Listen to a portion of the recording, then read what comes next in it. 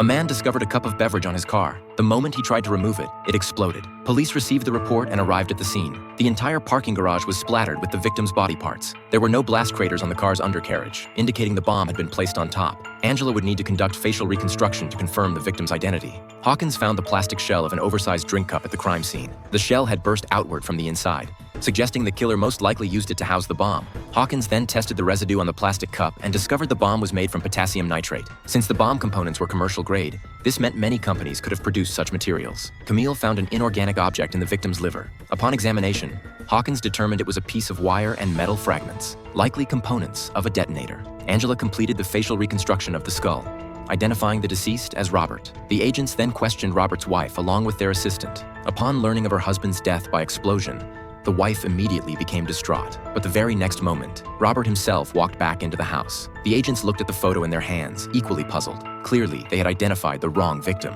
Back at the lab, Angela double-checked the reconstruction, but the result remained the same. She concluded the victim was likely one of a pair of twins. However, the medical examiner noticed subtle differences: healed fractures on the right maxilla, nasal ridge, and mandible. Angela adjusted her analysis based on these injuries and successfully identified a different victim with an identical appearance. Yet there was no record of this person in any database. Robert at the police station had no idea he had a brother, though he confirmed he had been adopted. Police could now investigate the adoption agency to find information about the deceased. In the lab, the medical examiner discovered simultaneous fractures on the ribs and metacarpals. The rib fracture was caused by a circular weapon 66 millimeters in diameter. Camille believed it was a baseball bat. Then Hawkins found cockroach egg residue on the detonator from an extremely deformed cockroach. The deformation was caused by exposure to large amounts of fluke residue, a component found in insecticides. This meant police needed to investigate nearby insecticide suppliers as well as explosives manufacturers. Angela cross-referenced Robert's characteristics across multiple databases and confirmed the victim's name was Oliver. The agents soon located Oliver's wife. Upon learning of his death, she strangely expressed hope that Oliver was dead.